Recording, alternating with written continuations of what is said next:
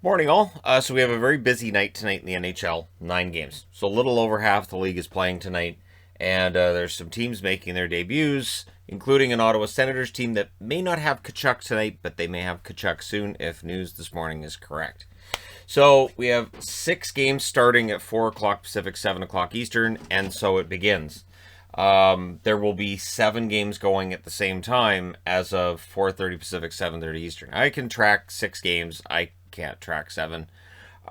So that's the limit is 6. So it's at half an hour into this, I'm gonna have to drop one of the games and go from there. And then a half an hour after that, there's another game starting. So it's a very busy night, and then there's a game tacked on at the end. So I will be able to give a lot of time to that late game, not a lot of time to the early games. So don't be surprised when the review for tonight is about the same length as the one I posted last night, even though there's 4 more games. So it's 7 o'clock Eastern, 4 Pacific. The Montreal Canadiens get a chance to bounce back from their loss against the Toronto Maple Leafs with a game against the Buffalo Sabres. For Montreal, I'm watching Drouin. See if he can continue that hot start. Maybe he gets goals in back-to-back games. Josh Anderson, who seems to have chemistry with him as well. And Ben Sherratt, who I thought had a good game last night. On the Buffalo side, Casey Mittelstadt saying all the right things about the team wanting to play well. Dylan Cousins is going to be a one to watch as one of the young players. And Darlene, fresh off a new contract. How does Darlene play? And, does that progression really start to happen this season? At the same time, 7 Eastern, 4 Pacific, we have Toronto and the Ottawa Senators. So Toronto, of course, coming off of the win last night. Ottawa, this is their season debut. For Toronto, I'll be keeping an eye on Tavares. And again, this is as much as I can. Tavares had a good game last night. Nick Ritchie had opportunities last night, didn't get a goal. And Sandin, who gets on the board with an assist, and I thought made some nice plays. On the Ottawa side, I'll be keeping an eye on Pinto, who I think is going to be a good rookie. Josh Norris, who is underrated because he's part of the Ottawa Senators organization. That will happen. And Victor Mete, a defenseman that I've liked for a long time, still do, and hope he has a good season in Ottawa. 7 p.m. Eastern, 4 p.m. Pacific, the Pittsburgh Penguins trying to continue their hot start, playing Florida, which makes sense. They went to Tampa first, now they're in Florida. So for Pittsburgh, I'll be keeping an eye on Brian Rust, who looked very good in the first game. Brian Boyle, who got a goal in that first game, and Brian Dumoulin. And Dumoulin is honestly one of the best defensive defensemen that people don't talk about enough. But Dumoulin's, I think, going to have a good year as long as he can stay healthy. Florida, Sasha Barkov, fresh off his new contract. We'll see how things go for him. Sam Bennett had a really good run after the trade from Calgary. Now he has to show he can do it over a full season. And Eric Ekblad back in the lineup. It's going to be fun to see this game and see how it turns out. 7 p.m. Eastern, 4 p.m. Pacific, Dallas starts their season against a New York Rangers team that's coming off of a throttling from Washington last night. So usually when a team gets throttled, their next game they play much, much better, and very often they win. So the Dallas Stars have to be careful of that, and for the Rangers, they have to bounce back. On the Dallas side, I'll keep an eye on Tyler Seguin. We'll see how well he plays. Rope Hintz, who last year, even injured, he was scoring more than a point a game. If he can be healthy this year, he could score a lot. And Miro Heiskanen with his contract, we'll see how things go for him. On the Rangers side, Panarin had a lot of opportunities last night, played really well, didn't get a point. We'll see how it goes for him tonight. Capo Caco on that line with Panarin. How long does that last if there's not the production? And Jacob Trouba, who I thought had a good game last night. Some shot blocks. I know that defensively and in terms of the goaltending, everything, it was just kind of a mess for the Rangers, but there were some bright spots here and there. Also, 7 p.m. Eastern, 4 Pacific, the Carolina Hurricanes open up their season at home against the New York Islanders. Both teams making their season debuts. I'll be watching on the Islanders a lot of older players, really. But Zach Parise, we'll see how he does with his new team on a league minimum. Anders Lee as well. And Ryan Pulock, who I'll be talking about in the News of the Day video today, having signed his brand new contract to stay with the New York Islanders basically for the rest of his career.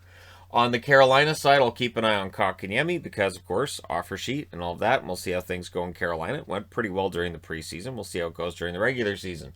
Necas might be ready for his breakthrough as well. We always talk about Aho, Svechnikov, and others.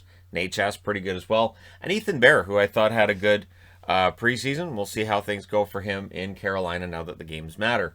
7 Eastern, 4 Pacific, the Arizona Coyotes right here. Arizona Coyotes. in against the Columbus Blue Jackets. Two teams expected to be at the bottoms of their divisions. We'll see how things go for Arizona. Lawson Krause needs to have a bounce back from what was a slow season for him.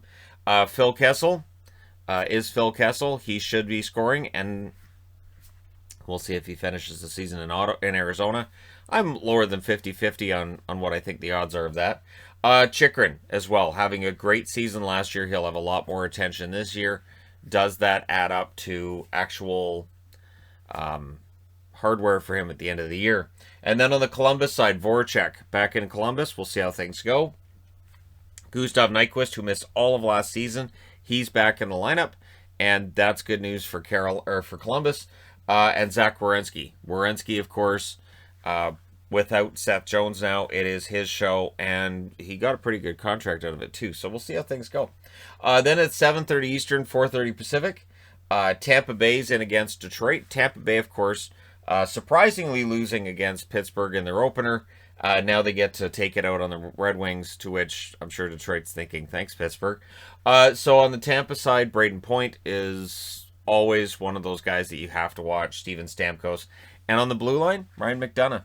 McDonagh, at this stage of the game, still looking like he is one of the better defensive defensemen in the league. Can run a power play if he needs to here and there as well. Whereas on the Detroit side, we'll be keeping an eye on the kids. Lucas Raymond making his debut. Pius Suter, who was picked up from Chicago. We'll see how things go for him in Detroit. And Moritz Seider. A lot of excitement about these guys. And Detroit may very well have the kind of night that Anaheim had last night. Tampa Bay would be fine with that, other than the winning part. Tampa Bay wouldn't have a problem with the Detroit players playing well. They want the win. They don't want to be winless too far into the season. Then at 8 o'clock Eastern, 5 o'clock Pacific, Seattle's road trip continues.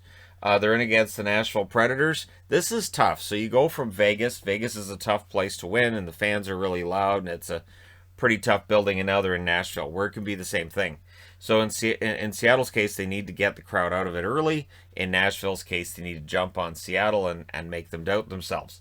On the Seattle side, I'll keep an eye on Wenberg. Wenberg had a pretty good game. I don't think he got on the scoreboard, though, last time. Eberle hit a crossbar. He had opportunities, just didn't get anything to go. And Hayden Fleury, who will play a far more prominent role in Seattle than he was going to play anywhere else this year. So we'll see how things go for him and for them.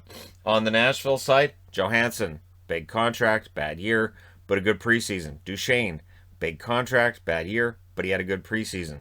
And then Ekholm, who just signed that brand new contract and will be looking to prove himself as well. Last game of the night, starting at 10:30 Eastern, 7:30 Pacific, so I apologize to everybody who's going to wait for me to do the review of all these games. It'll be after this game is done. Vegas is 1-0. The LA Kings, of course, making their debut. Vegas has struggled at times with the Kings. We'll see how things go tonight. I'll keep an eye on William Karlsson, who had a pretty good year, pretty good game. That line was fantastic against Seattle. Nolan Patrick, who had his opportunities in his first game in Vegas. And then Alex Pietrangelo, who is continuing his career in Vegas, and he's done pretty well as well. On the LA side, of course, Kopitar. Kopitar, how he goes is how the Kings often go. Gabriel Velarde, this is the year where you want to see that progression from him. And Alex Edler. It is going to be weird to see Edler not playing for the Canucks and playing for another team, but I wish him the best, and it'll be interesting to see how his debut for LA goes tonight. So there you go. 9 games, you're all set. Let me know your winners in the comment section below as always. Don't forget to hit like and subscribe. If you're browsing your way through, you just happen upon this video. Thank you guys so much for watching, for all your support. I will talk to you again soon.